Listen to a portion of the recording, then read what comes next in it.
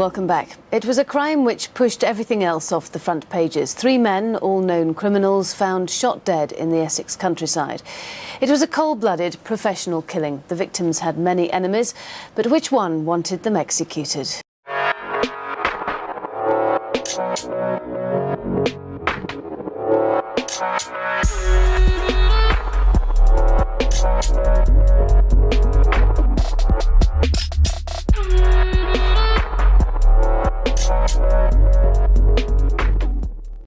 And welcome back to a new video on the Essex Boys case. As always, if you are enjoying the content, please do give the video a thumbs up.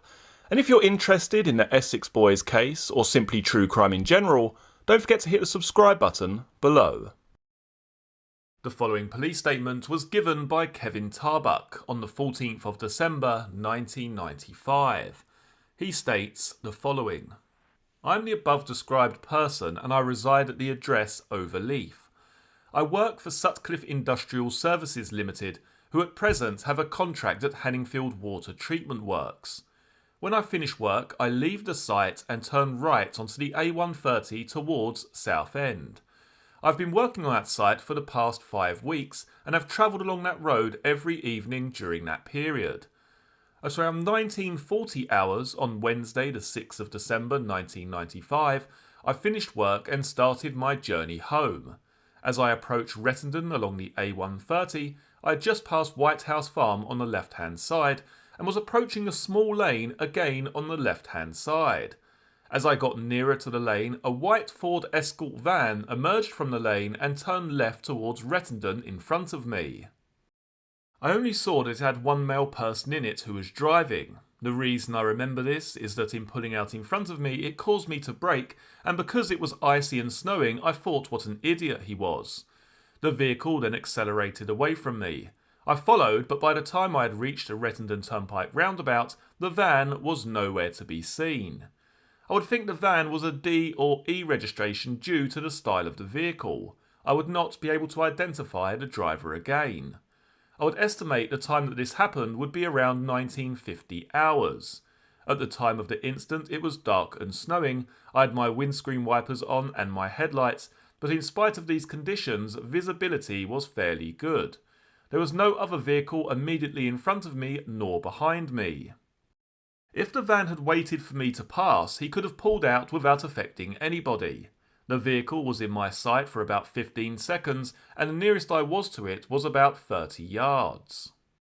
Okay, now for me, if we take a look at where this eyewitness account took place, this is what the old A130 would have been back in 1995. So this gentleman is travelling in this direction towards White House Farm. Now what I find really interesting about this statement is there isn't really anywhere else that this van can be pulling out from other than the lane itself. He would have come from this direction around this left-hand bend here. We will come up to White House Farm shortly on the left-hand side. For anyone who needs to know, this is the shooting range area of White House Farm, which is adjacent to the farm itself. You'll see here White House Farm on the left-hand side. So this gentleman is travelling down here after finishing work. And really, there's only one small lane. He describes driving past White House Farm on the left-hand side. So we have White House Farm here.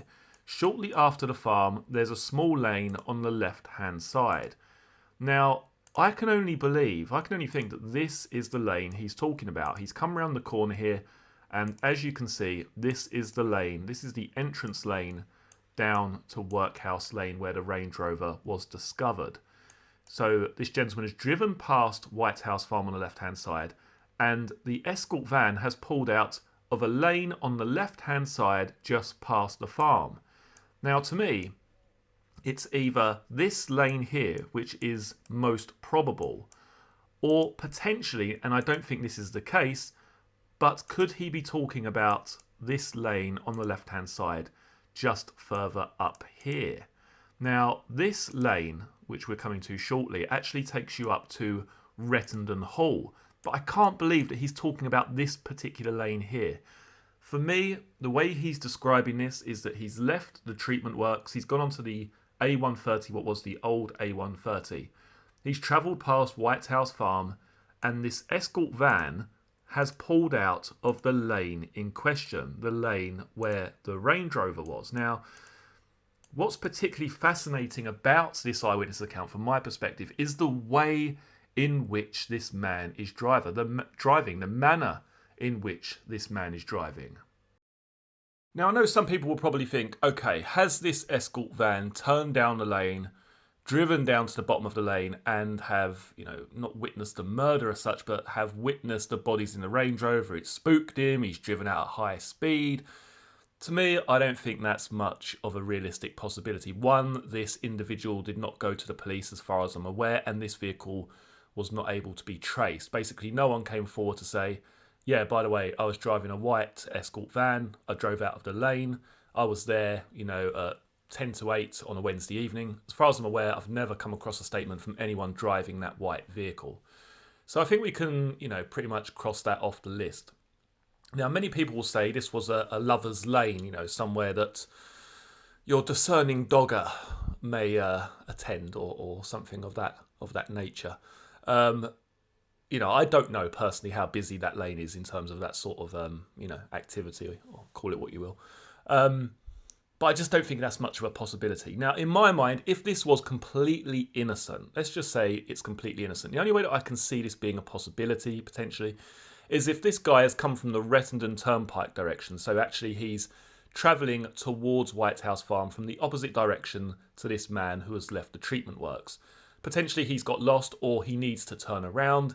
He's pulled into the lane. Maybe he's late for getting to somewhere. He's pulled into the lane, spun the van around, and literally just pulled it straight back out towards the turnpike. Maybe he took a wrong turning at the turnpike, and that was the first place he decided to turn around. Who knows?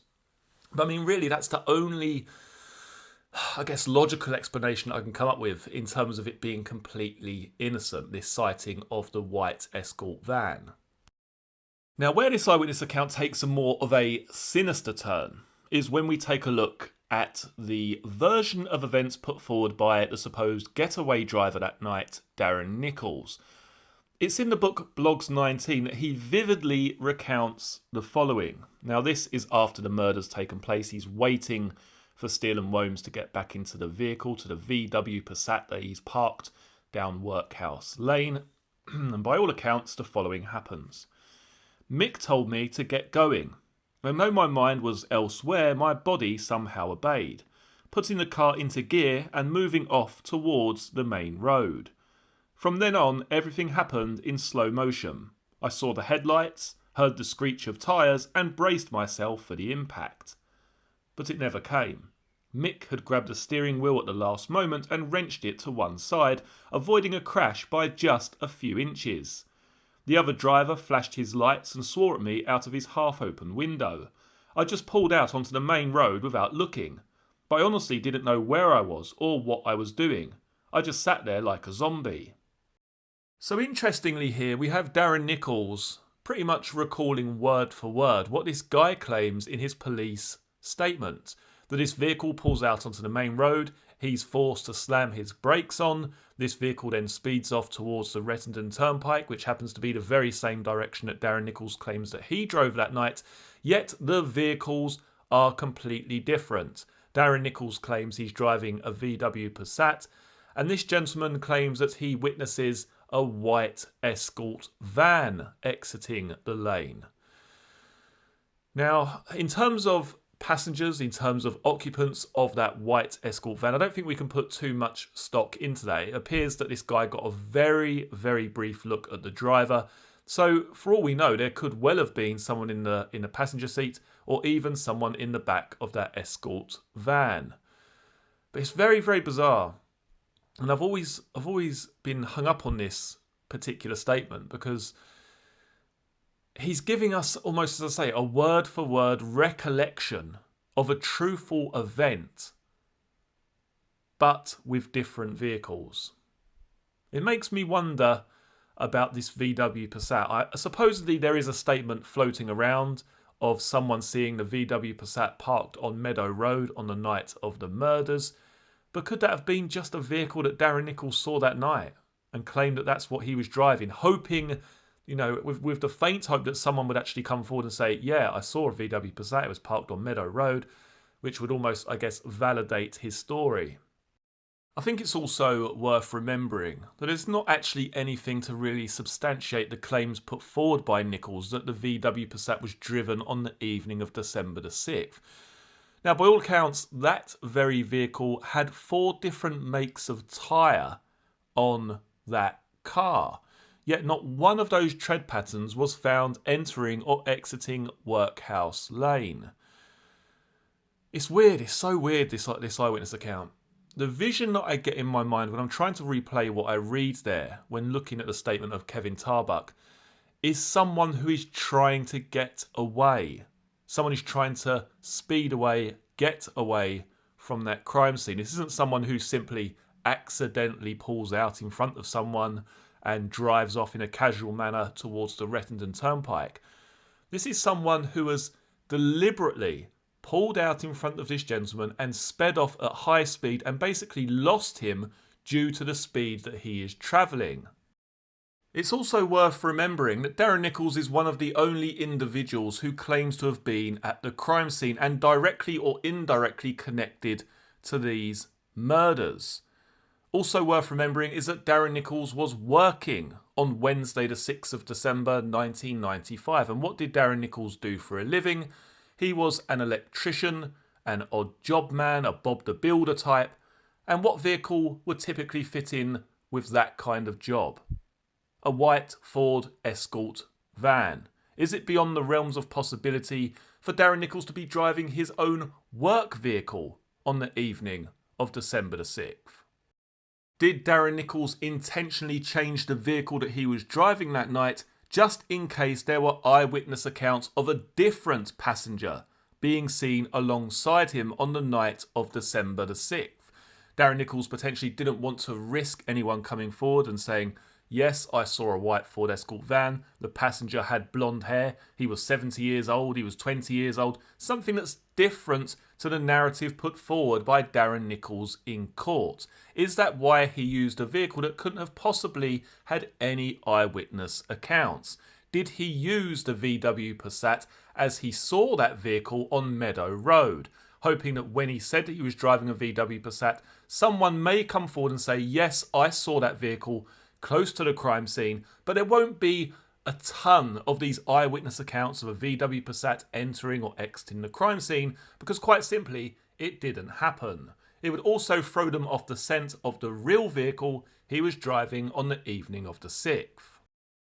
And also to go back to the manner in which this vehicle was driven, the Ford Escort van, the white Ford Escort van. What I found also interesting about that statement from Kevin Tarbuck is the fact that there was no one behind Kevin Tarbuck and no one in front of him when this Ford Escort van pulled out.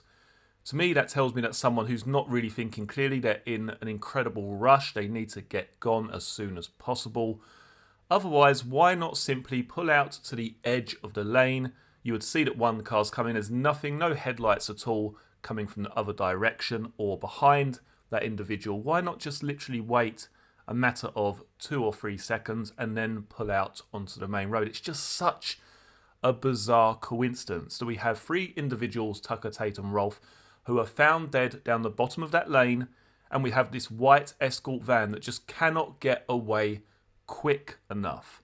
We also have someone who later turns out to be the Getaway driver, who claims that a very, very similar circumstance happened, but he was driving a VW Passat. Yet this same individual is also an electrician or odd job man who could potentially be driving exactly that, a white Ford Escort van. If you would like to learn more about the Range Rover murders, then click on the video in front of you now. You will also see the Essex Boys playlist, which has all of the videos concerning this case in one convenient folder. Many thanks for joining me for this video. I look forward to seeing you all again for the next one. Take care. Cheers.